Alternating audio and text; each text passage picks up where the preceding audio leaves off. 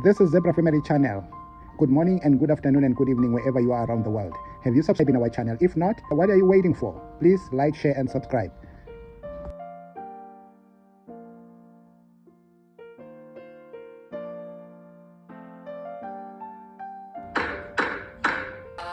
Office of the Premier, we had the Director General at page 28, the Chief of Staff, Janet Kay, at page 28 as well, the former PA to the Premier, Miriam or Maria, at page 38, Assistant Appointment Secretary, Ms. Malimela at page 46, and the Chief Financial Officer at page 48. And the evidence was that in relation to whether or not the first two received a letter informing them that they were state witnesses, such as the one that Ms. CHOLOTA got, the Director General never received such a letter, and the Chief of Staff never received such a letter. That's correct. And in relation to interviews as state witnesses, the Director General of the Office of the Premier was never interviewed as a state witness, but perhaps another interview, but not as a state witness. Well, he was interviewed to clarify certain aspects. Yes. They were affidavits obtained from him. So he was interviewed for clarification purposes, Yeah, but never as a state witness. not to say at this stage, yes. And the Chief of Staff was interviewed for clarification purposes, Yes. but never a state witness. Do you recall when these interviews took place? The DG, we saw him a few times, so I can't say it was certainly the beginning of the investigation, I should say. Miss Janet Kay, a little difficult.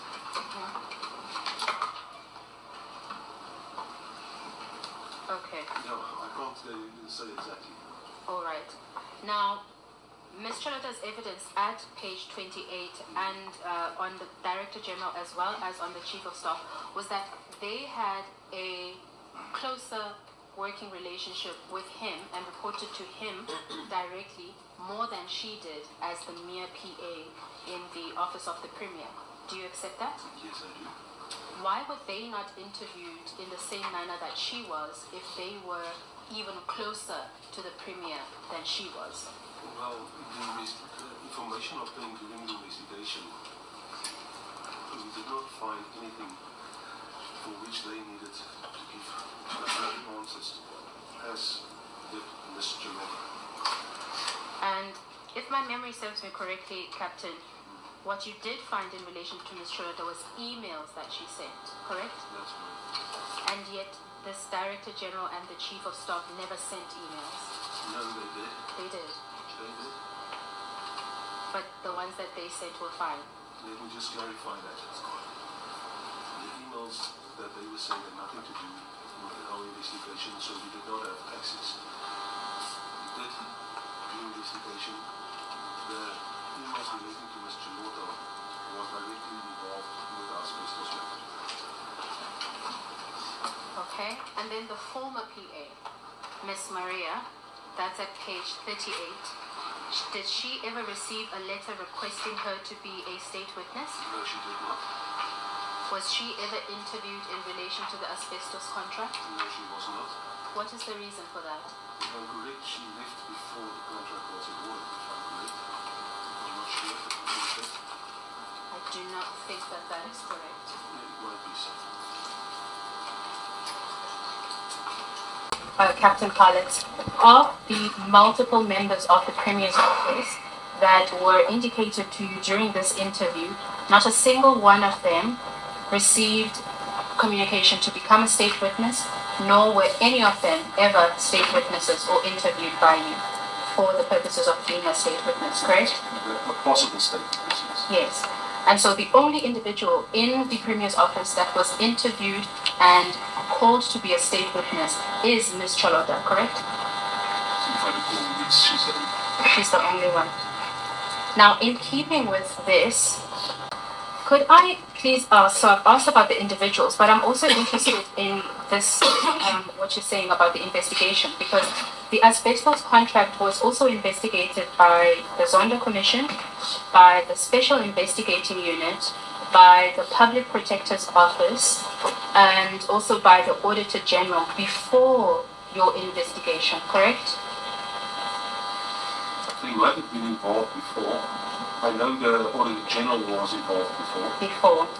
And there's nowhere or document that we have where Ms. CHOLOTA is either named or directly implicated in any wrongdoing by those institutions. Is that correct? Yeah, but I'm not directly by my investigation through other institutions. And I understand that. However, the question still remains. There's no document that we are aware of or report in which any of these institutions implicated Ms. CHOLOTA in any wrongdoing in relation to the asbestos contract, correct? I can say yes, but you must also remember they only looked at certain phases of the asbestos contract. They didn't go into detail like we did. Okay, so the only institution that went into detail about the asbestos contract is the Directorate for Priority Crimes in Bloemfontein. The Special Investigating Unit did not do that. The Zondo Commission definitely did not do that. The Auditor General did not do that. The Public Protector did not do that. The only institution would be your institution. That is correct. That is correct. And you confirm once again, Captain, that this is your affidavit? Yes, please. And that it was submitted, signed by yourself before the Constitutional Court? Yes. And that is your testimony, not the defense's, correct? Yes. And you state there, and if we read it with what we have just looked at here, that the fact that Ms. CHOLOTA did not attribute certain instructions to the former boss had the result that she was then treated as a suspect in relation to some of the same charges Mr. Makashule, a former boss, was facing. Is that correct? That is correct. What is it? Now, why is it a stretch for us to then state that the reason why she was charged was not because she's guilty of money laundering corruption charges, but because she would not implicate Ace Makashule in wrongdoing, when you clearly stated yourself in 133? I can't see how you get to that conclusion. Thank you, Captain Khalid. Now, the first thing one has to prove to motivate for an extradition is that there is reasonable and probable cause to sustain a charge. I put it to you that the improper conduct of yourself and Brigadier Khairwe, as well as the unlawful and unconstitutional actions, mean that there was no reasonable and probable cause to sustain a charge. What do you say to that? I do not agree. And what do you say to the fact that I put it to you that the only reason she was charged, the only reason for the charges against Ms. CHOLOTA is because she would not implicate Ace Makashule in wrongdoing? What do you say to that? I do not agree. And finally, before I close, Captain Khalid, the United States based its decision to extradite Ms. CHOLOTA on the basis that South African officials, yourself included, assured it that there was reasonable and probable cause, but there was no such reasonable cause. What do you say to that? They made the decision themselves. Based on the information that was given to them by South African officials, including yourself, correct? That's correct. Thank you, my lord. I've got no further questions, my lord. Thank you. Family, let's listen to the judge, how he was disappointed and the way he asked the question from the Captain who went to the USA for extradition or to meet CHOLOTA in USA, going with the FBI. Listen how he is struggling to answer that, because the judge wanted clarification. What they did to CHOLOTA, she was just a target over nothing. Let's listen when the judge is questioning this witness, Captain. I just have a question. Captain, I do not know what happened in the US. I wasn't there. You were there. My question might seem very simple to you. But this extradition hearing, did it happen in an open court? Did it happen behind closed doors on the papers only? How did it happen? But according to my information, it's only based on the paper submissions that was made by the various parties. There was not a magistrate or a judge sitting on a bench. Well, I think there was a judge. I'm not exactly sure of the process, but there should be a judge making You were not present. No, I wasn't. Yes. Now tell me, when you say the mention of a Kenya connection and so forth did not form part of the extradition application. What do you mean by that? That is a mere fact when we followed up, my lord, on movements. Yes, but was it placed before the court, before the judge? Was it mentioned to him? Not to my knowledge. Only the facts in the case was mentioned. Who appeared for the South African government in those proceedings? That will be the US, the DOJ, Department of Justice, that side. There was nobody from South Africa there.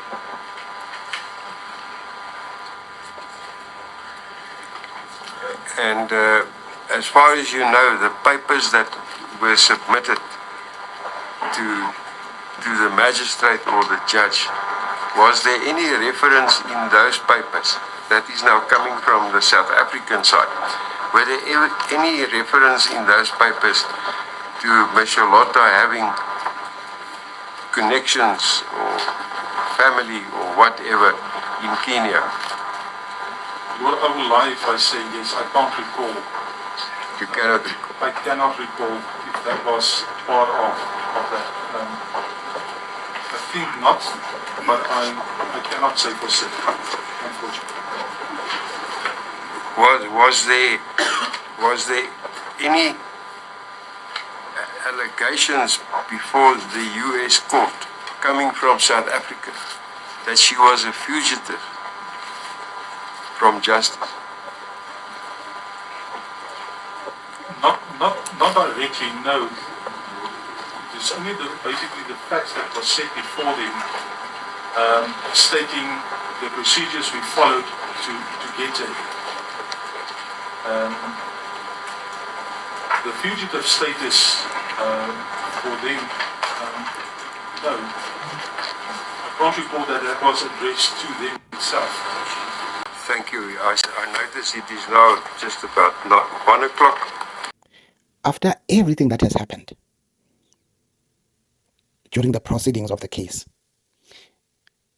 after all what the witness has done, being questioned by the lawyer of CHOLOTA, the advocate, this captain was struggling, but he was the one who was investigating the case. But he was struggling to answer questions, simple questions. He had difficulties. At the end of everything, after all this, and the judge had to ask this guy if he was going to come the next day to court, because the judge had a feeling that he needs to see his doctor because of the way he's been struggling to answer questions, simple questions as an investigator, but it was really hard for him. Let us listen to the judge, what the judge had to say. Captain, as far as you know, can you attend again tomorrow? I will be here. I don't know what your doctor will say, but as far as you are concerned, you say you will be here. I will be here. Yes, the court will now adjourn to 9:30 tomorrow, the 8th of May 2025. Family, as much as you have listened to every cross-examination that has been going on in this case, it has become clear that CHOLOTA was a target. Because when you listen to the line of questions that was posed to the witness, who is a captain, you could see or you could listen that the captain was struggling because the questions were all on point. And as to why only her had to be made a state witness or charged, while there were so many people working close to Ace Mahashule. But at the end of everything, she's the one who has been embarrassed, extradited from USA, leaving everything that she has been doing in the USA, coming back to South Africa with an egg on her face. So now, the same people who've been pushing the extradition of her coming back to South Africa to stand, because it has been said she is a fugitive when she was not a fugitive. So listening to everything, family, the cross-examination, his answers and everything, what is your take? Is there any case that we can say CHOLOTA has done or has committed in South Africa to be called a fugitive? Can you please drop your comment respectfully? Ngiyanithanda nonke ngothando luka love. Nithi kini bantu bakithi, bravo, bravo, bravo.